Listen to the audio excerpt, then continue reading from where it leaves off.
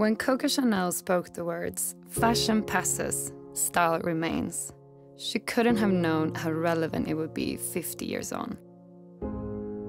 With every season, we see more colors, collections, and styles than ever before.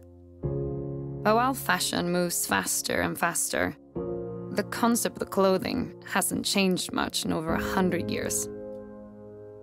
Textiles still cover bodies and signify social code. Fabrics are still sewn with needles and sold in stores. Maybe it doesn't make sense to disrupt a $1.7 trillion industry. But shouldn't there be something more progressive than design and style changes? Shouldn't there be innovation that alters the entire concept of clothing? This is a film about the people behind the scenes who are working to shape the next big step in clothing history.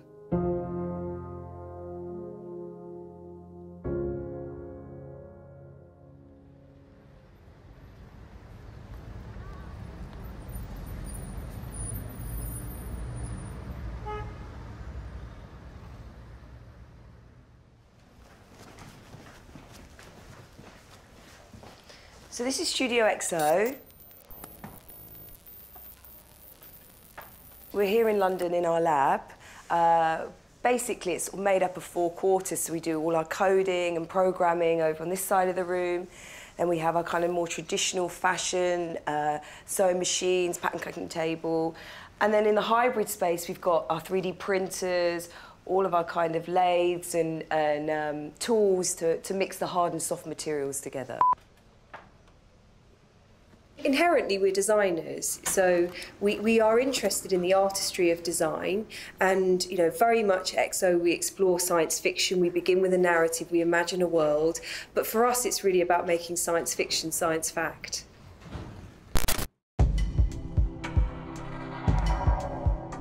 Nancy Tilbury is one of the pioneers of merging technology and fashion. Together with her team at Studio XO, she works to actively develop what they call digital couture experiences, which in basic terms means creating garments that are interactive and evolving.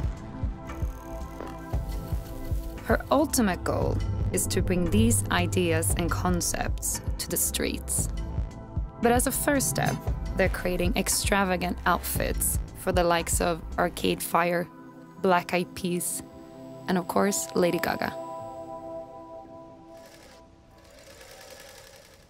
So Lady Gaga had done the iTunes Festival, and it was the first time that she'd played art pop, many of the new singles, so it's a really exciting, exhilarating night.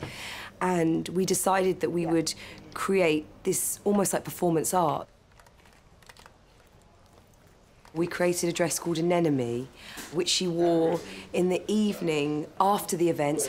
And as she was leaving, to leave the venue, we set up a performance using Anemone where she came out to the crowd and the dress animated and released bubbles.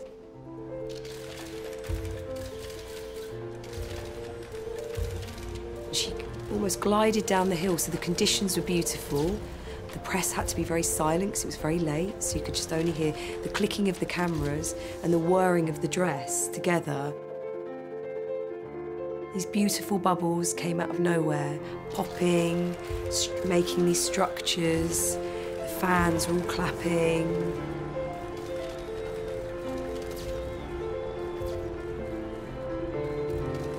Having been a designer that's been working with technology for nearly 15 years, you learn these really great tricks, and those tricks turn into a methodology, and that methodology determines the authenticity of Studio XO. That's what makes our work special, that we start with an effect, we build a narrative in our minds, we work out what it is that we want the machine to do, and everything else really falls into place.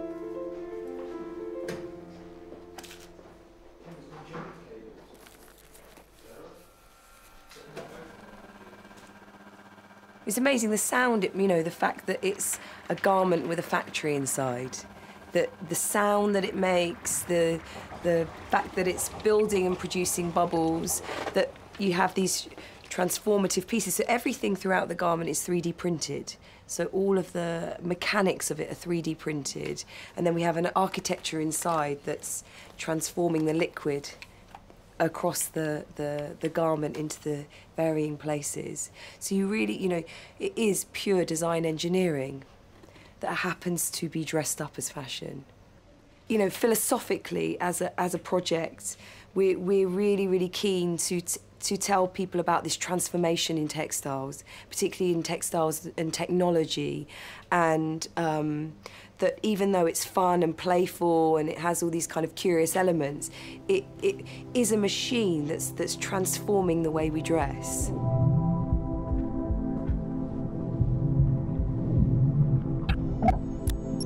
While Studio XO are at the cutting edge of fashion, they're not alone in putting machines on our bodies.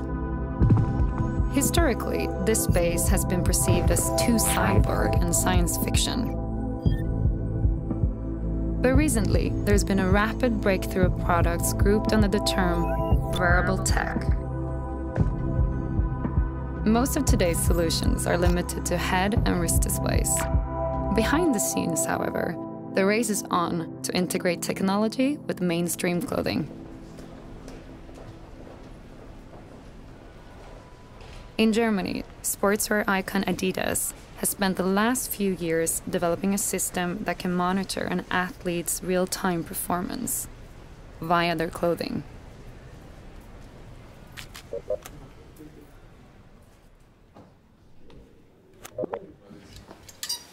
So here we have our TechFit Elite underlayer. So this is the shirt that has the heart rate sensors integrated, and you can see here, you can see a little bit from the outside, but we'll have to take a closer look at that.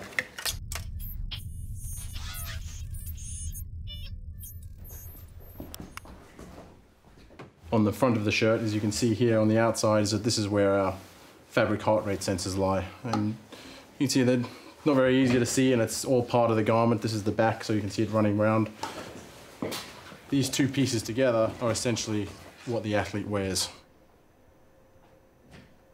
We are currently at the spot where we have heart rate in there. We're looking at adding things like respiration, and obviously you're seeing a lot of other things coming into the market at the moment with integrating movement sensors and accelerometers into fabric, which are very small and non-invasive. And I think for us working in elite sports, that's really the key, is that it has to be something that the athlete cannot feel and it doesn't interfere with what they're doing.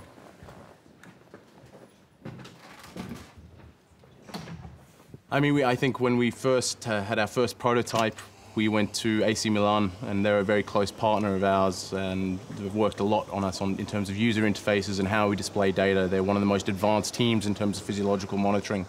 And they use a lot of systems, they collect a lot of data, they do a lot of testing on their players, and they're really considered as being on the cutting edge when it comes to this sort of technology.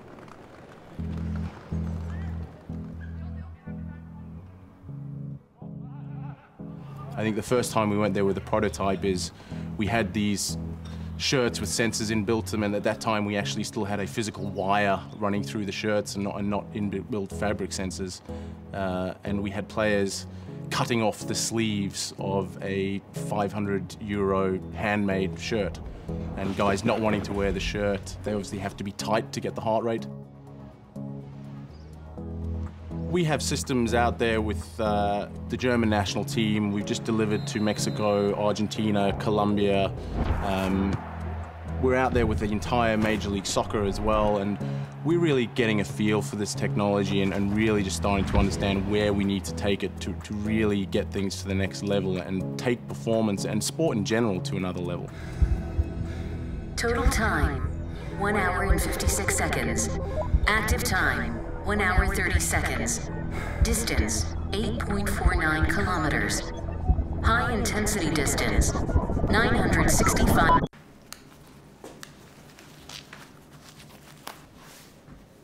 I think sooner rather than later, you're going to see more and more sensors in more and more clothes, and not just in sports, I think in everyday life as well.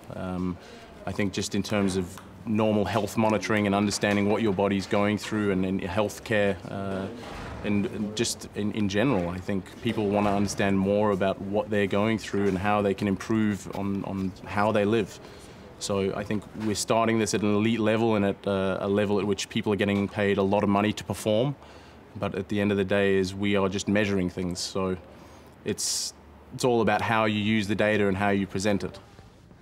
Hey guys, can we just come down here? Can I just get you guys in a line on the end there and just like warm up, so jog end to end.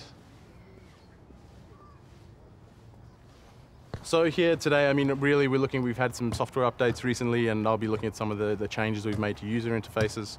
So some of them very slight, some of them a bit more major, looking at how we display acceleration as an example. So what we're going to do here, you can see that these guys, the heart rates are in the blue zone at the moment. So you can see we're down in the lower ranges for their heart rate, and we're going to warm them up and bring them up to a level at which we can get them playing a game and having a bit more intensity. In my opinion, I really think we're in the bacteria stage. We haven't evolved very far. We're just starting to see the beginnings of what you could call life, I suppose, in this space. You're going to see things get a lot smaller, a lot faster, a lot smarter. And again, you're going to see the platforms evolve, I think, to make more use of these. And I think when people talk about wearable technologies, there's so much focus on the actual devices and the sensors, and it's a watch that does all this, but that's not really the important part. And I think you'll see these whole wearable environments, not just devices or fabrics or things, is you'll see environments and platforms growing. And it's really, I think, these things become more accepted as they become more seamless, easier to integrate into everyday life, and actually getting and seeing value from it. So I think it's going to explode. We're in its infancy, and there's going to be some exciting things come out of it.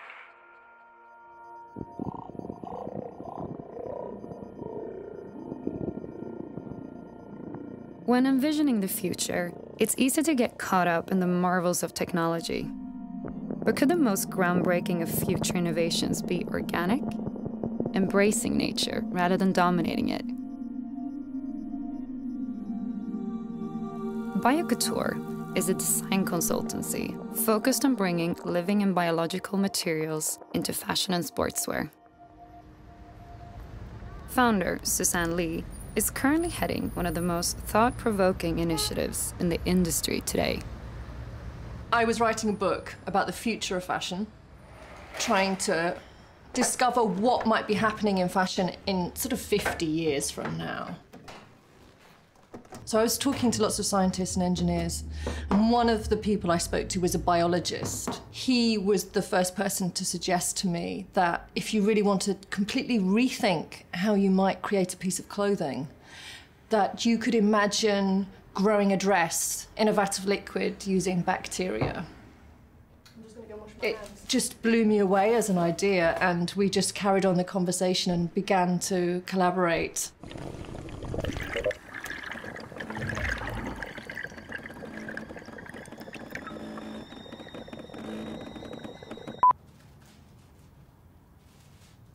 We started just growing small trays, me in my bathroom, him in his garage. And, you know, just kind of comparing notes on what we were doing with temperature and covering and, you know. But very quickly, we could see that there was something there that was really promising. The process we used was incredibly simple, and actually I realised that it wasn't so difficult to produce something that not only was textile-like in feel, but that I could sew together like a normal piece of clothing. And it just shifted my whole thinking in terms of how you might create fashion in the future. Our basic recipe is green tea, sugar, some acetic acid, like a cider vinegar, and then the starter culture. And that's yeast and bacteria, but it comes in the form of a mat. And that mat is basically your mother. It's called a mother culture. So that will give birth to something that will grow on the surface of the liquid. And it will take on the shape of whatever your container is. So if you had a star-shaped container, that would be the shape of the material that you grew.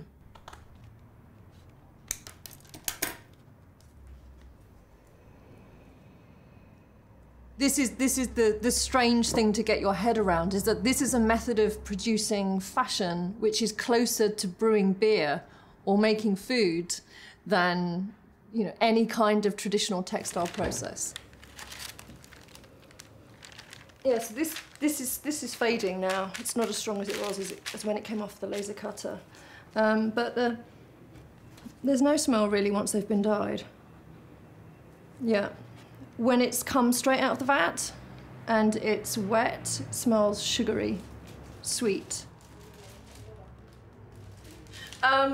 Once this was dried down, we created a pattern for the laser cutter, and it's based on the bacteria and the yeast cells that were used to create the material itself. So the long rod shape here, I mean, it's kind of an abstraction, but the rod shape is the bacteria, and then there are rounder ones that represent the yeast cells that were used. So, you know, the pattern is somewhat abstract, but it's to represent actually what the material, how the material was made in the first place.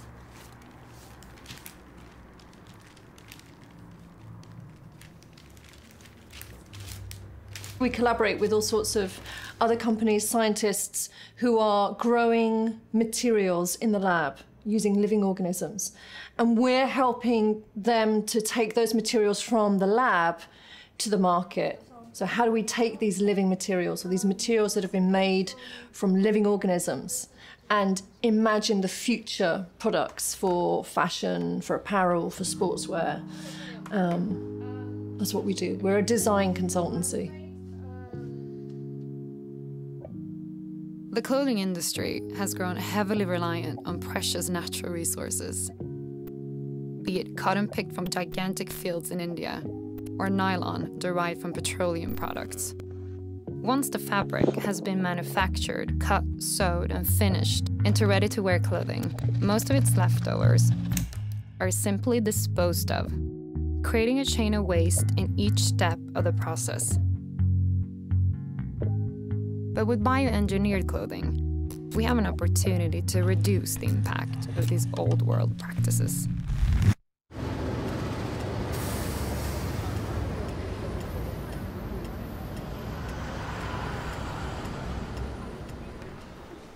When you think about something like fermentation and a living organism, there's kind of no waste, because it's producing both the fibre, organising that into a material for you, and then ultimately, potentially, what you're looking at is being able to grow that material onto the form that you want it to take shape as.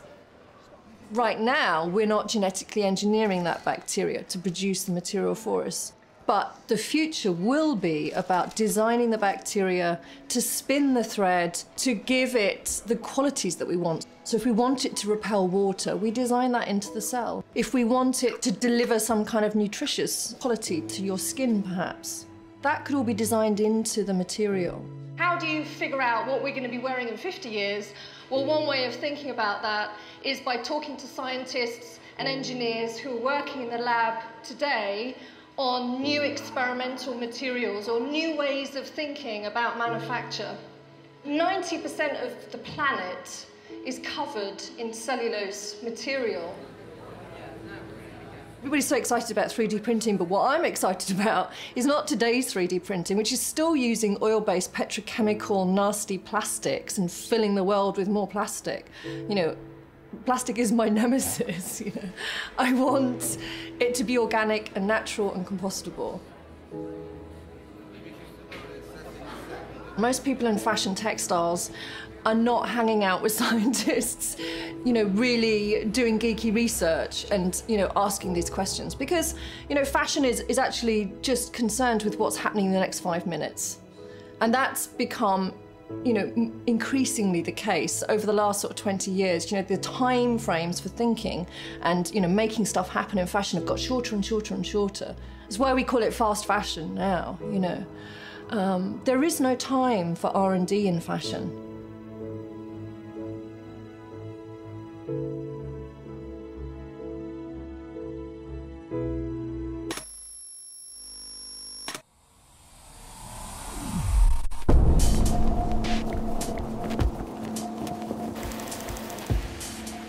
Over the last 100 years, clothing has transformed from the traditional made-to-order into the mass-produced, standard-sized, and fixed-priced of today, where, more often than not, it's designed in one country, manufactured in another, and sold worldwide.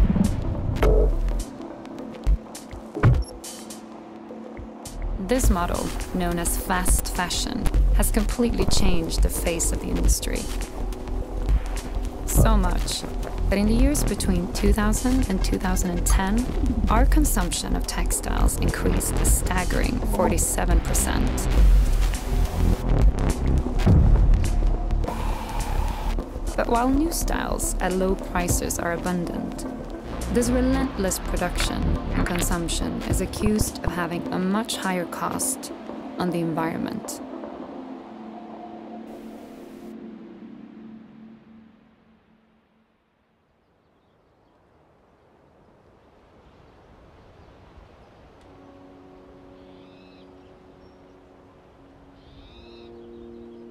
I've been a mountaineer and a climber since I was 15 years old.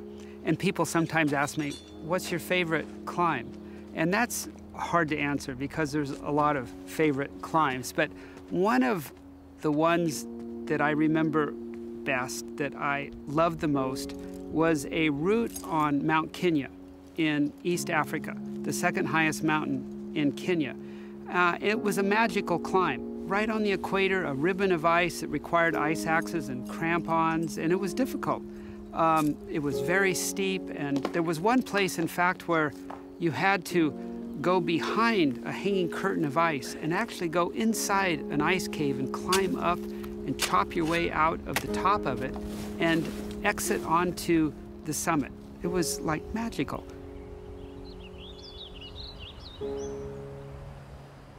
But magical as it was, it's in the past tense, because now, with climate change, the ice is all melted and the ice window is gone. Like, it's just not there anymore. It fell off. All the ice just fell off the mountain. So that's like a dagger in your heart when that's one of your favorite climbs in the world and it's not there anymore because of climate change.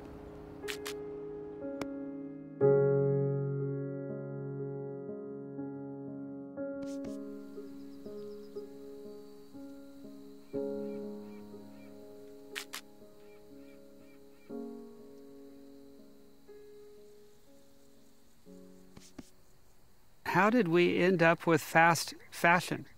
Where did this come from? Perhaps the answer is in the ability of companies to deliver fashion faster and faster. You know, with the ability to deliver inexpensive clothes because they're made in places where the costs are the lowest and they can be turned around with the fastest speed possible and change weekly or monthly. Maybe that's just from having that capability, you end up with fast fashion because, you know, that satisfies a desire and a need in people. If that's the case, then it's that desire from the consumer that's driving it. And that's where the change has to come from.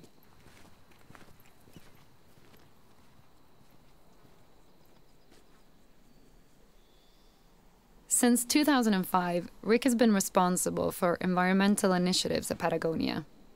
The outdoor clothing company, founded by a fellow rock climber 40 years earlier, took an environmental approach from the outset. Among other things, they commit 1% of their annual sales to environmental groups and have founded programs to help and encourage consumers to recycle their clothes. In 2011, Rick and his team launched an advertising campaign with a consumption message that goes against everything you learn at business school. So what about this, folks? In the most potent environmental appeal of the season, Patagonia just placed a full-page ad in the New York Times on the holiest of sales days, Black Friday. "Don't buy this jacket," says the headline, along with the retailer's R2 coat. The ad asks people to think twice before buying Patagonia products, since our clothing consumption, as stated in the copy, puts the economy of natural systems that support all life firmly in the red. Well, how's that for a Black Friday ad? the campaign to try to convince our customers to buy just what they need came out of the recession that began in 2009, when we started to realize that people were responding to the recession by redefining their relationship to stuff, including clothing. And there were a number of people that were recognizing that you actually save money if you buy things that last longer and you buy fewer of them as a consequence. And we wanted to figure out, well, how can we provide a service to those people? I was able to convince Yvon Chouinard, who owns the company, that he wanted to do this, but then it took both of us to convince others inside the company quite a while, especially the people in sales and merchandising. You can imagine, you go to them and say, well, we want to run this ad to ask people not to buy our stuff unless they really need it. And they go, you want to do what? They think you're crazy. But then you have to explain the reason for it, and you have to bring it into the context of the company's responsibility to the environment. It's not don't buy the jacket, but it's don't buy the jacket if you don't need it. And that's what the real message is. That's what we're asking people to think about. You know, of buying just what you need, of taking care of it, fixing it, reselling it if you're not using it, recycling it when it's completely worn out. And the fact is that our sales went up after that ad, and they've continued to go up, and the company's continued to grow. But we hope it's growing because more people are buying our products because they last a long time, and that they're listening to what we have to say about consumption and deciding in their own lives to not buy as much stuff if they don't really need it.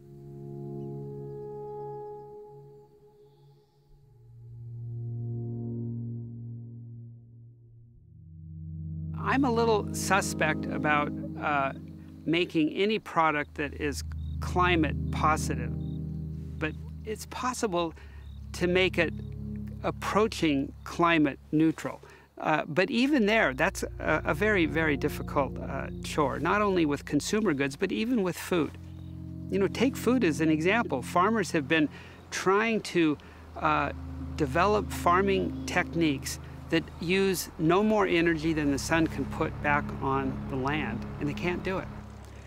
Manufactured goods are even more of an impact than farming with those kinds of technologies.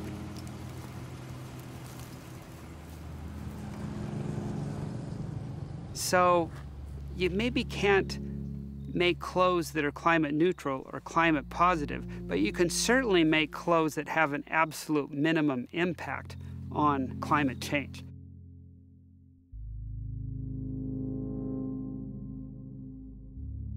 Even though the planet has activists like Rick in its defense, their actions risk being just a drop in the ocean.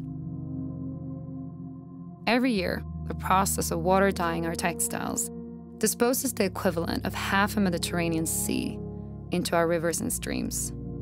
Add to that the 200,000 tons of toxic chemicals that escape wastewater treatment and end up in those very same waterways.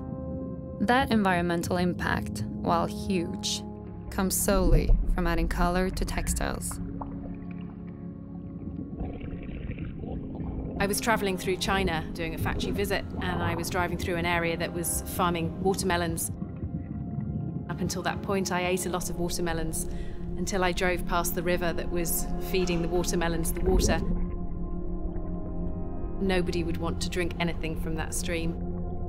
And obviously, you know, the impact of industrial factories in the area was just polluting the farming, and people were obviously eating that. So I think it's visual things like that that make me really passionate about what I'm doing.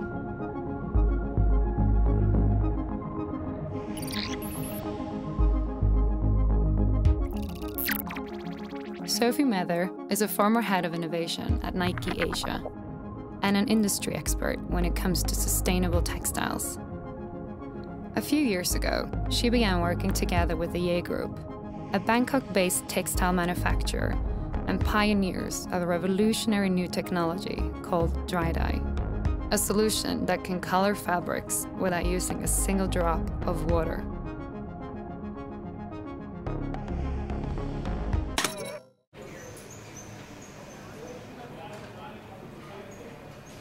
the technology uses a highly compressed gas known as supercritical carbon dioxide to dye textiles.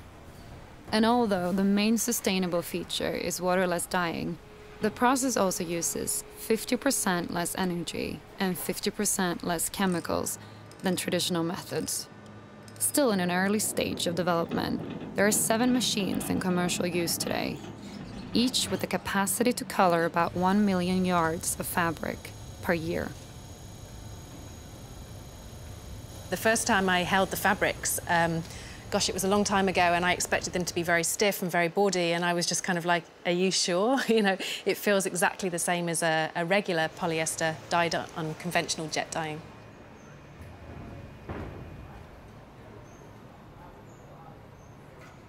As far as dyeing, I just look at traditional wet dyeing, and I look at the amount of extra water that comes out and the extra colour that goes out. And to me, it just seems historical. It's kind of a no-brainer. Dry dye is clean. You know, everything about it is clean. The fabric is dry. The stuff that comes out is dyed fabric. And we're kind of putting a stake in and saying, look, this is what you have to aspire to. We're not happy with X% less. We want 0. We're really striving to get as good as we possibly can. When I first started looking at it, it was dyeing fabrics with 0 water and 0 effluent that was exciting. But now I can see the potential. If you can use supercritical carbon dioxide to dye fabrics, I ask the question, what else can we do with supercritical carbon dioxide in our industry to make really phenomenal changes?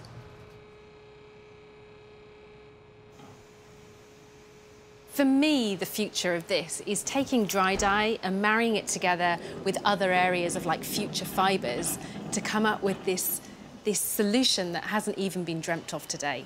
A fibre that comes from renewable sources, a fabric that is dyed without any water, less energy, less chemistry, and also that we can use as a high-value end product into new product when it comes to the end of its life.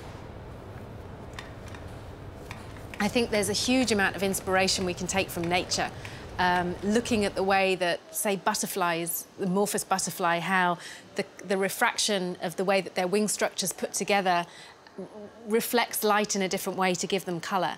How much more of that can we actually do in the textile industry to put less impact on what we're doing?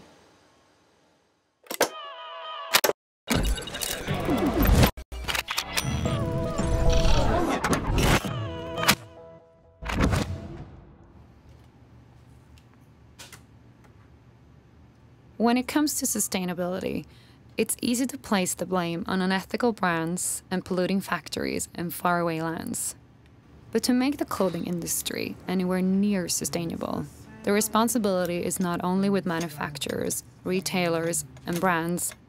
The responsibility is also with us, the consumers. Because as Rick pointed out earlier, while we need to buy less, we also need to care more for the clothing we already own. Take this jacket that I'm wearing, for example. Half of the impact of this jacket on the planet over its lifetime was with Patagonia that made the jacket. The other half of its impact is with me, the person that bought it, and how I use and care for it.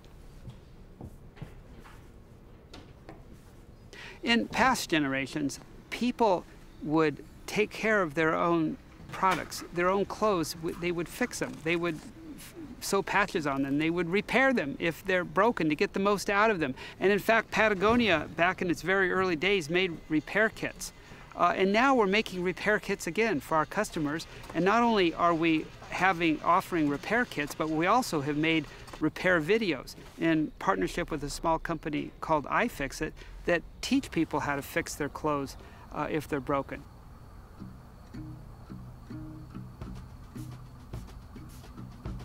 iFixit is a free repair manual for everything. Our goal is to teach everyone how to fix all their stuff. So we have free repair manuals for everything from cell phones to cars to clothing. And we do everything we can to teach people how to make this stuff last longer.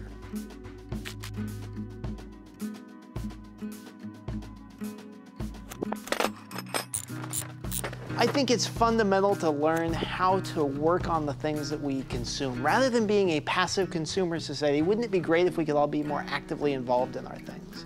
And one of the fantastic things about repairing things is that you start to get more connected to your products. And maybe I fix a jacket and I put different zipper on it than came with it, or I change some of the colors. And now, rather than that being something that I bought, it's something that I own.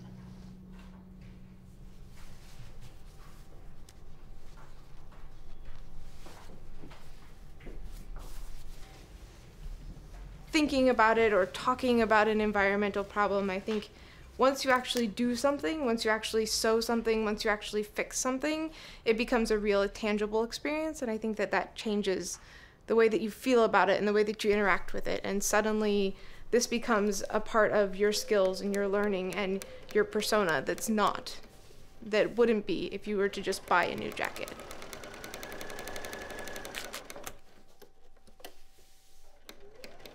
There used to be fashion houses where every garment was handmade, one of a kind, and then we hit this industrial age in the 20s and 30s where suddenly garments were being mass produced. And I think once people get back to feeling the value of having this jacket be my unique jacket and having that be sort of the couture, I think we'll be in a much better place.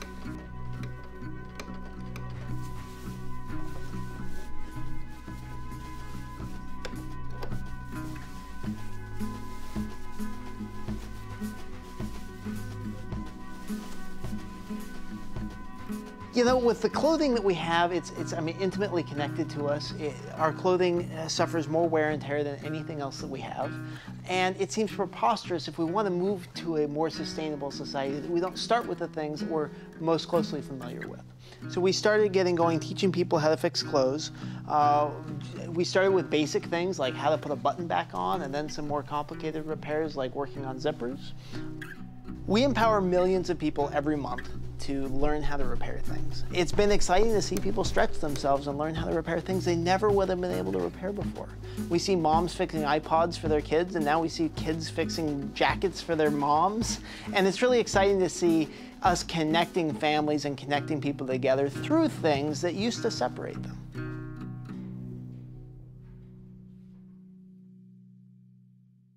This more emotional connection to clothing, appropriately named slow fashion, has gained some momentum in the recent years, but it still has a long way to go. In the UK alone, people own roughly £30 billion worth of clothing that they haven't worn once in the past year. Buying less and caring for clothing is one part of the solution, but there could be other ways too. If you believe in Studio XO's vision of the future, a wardrobe may not be needed in the first place.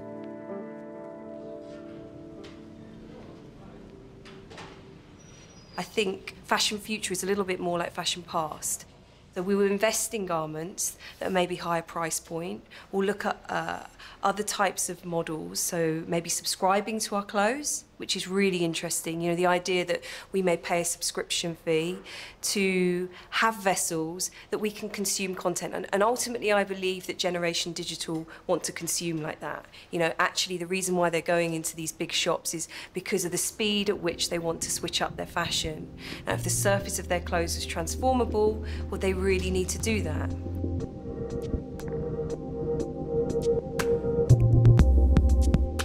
We really believe in Tumblr for the body. And I think that this is a really interesting time as kind of remix culture emerges. What will that mean to fashion?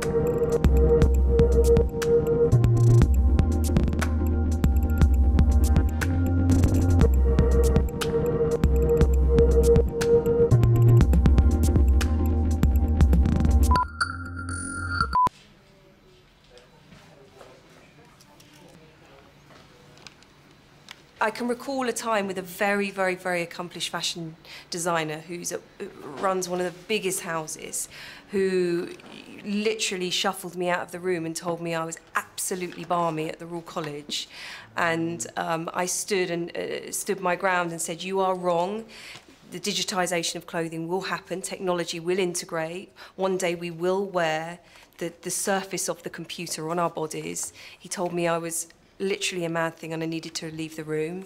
I continued to argue with him until my professor told me time out. And if I got to meet him again, I would have the same argument with him, I'm sure.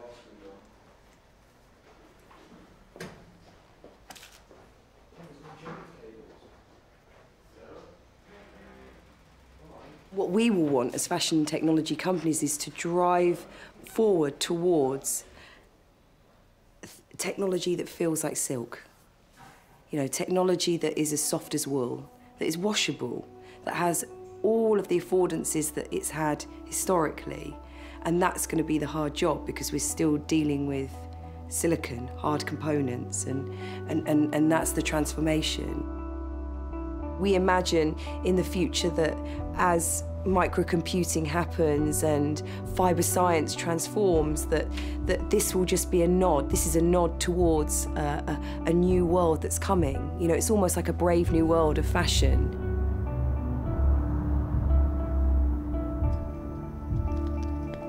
What's exciting for us as designers is to see this future on the horizon and know that something better is on its way.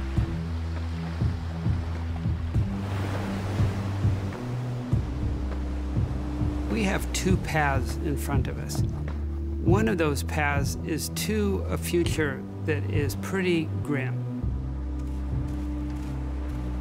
But the other road is towards a better future where we actually reverse those indicators and our planet gets healthier. And in our business, making clothes, we can do that by making the clothes with the least impact, with no unnecessary harm, and on the part of our customers who buy our clothes to take care of them, to fix them, to wear them out, to recycle them, to launder and clean them with the best practices possible. It's very difficult to make people change their behavior. You know, a whole new generation have grown up going into Primark and H&M, buying things so cheaply that they don't have any understanding that it should be any other way, because that's all they've ever known.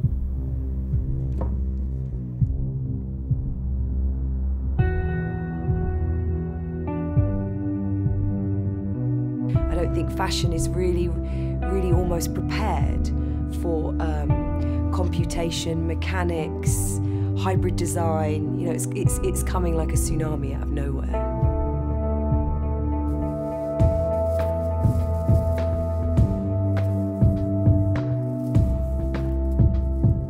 Ready for it or not, the concept of clothing is going to change. This film is a mere snapshot of the people and innovations that are helping to shape the future of clothing. And whether it moves in the direction of technology, biology, sustainability, all of the above, or something completely different, nobody can know.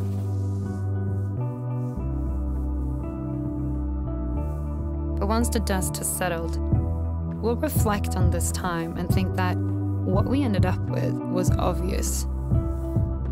The same way we look back at any other transformation we've ever experienced.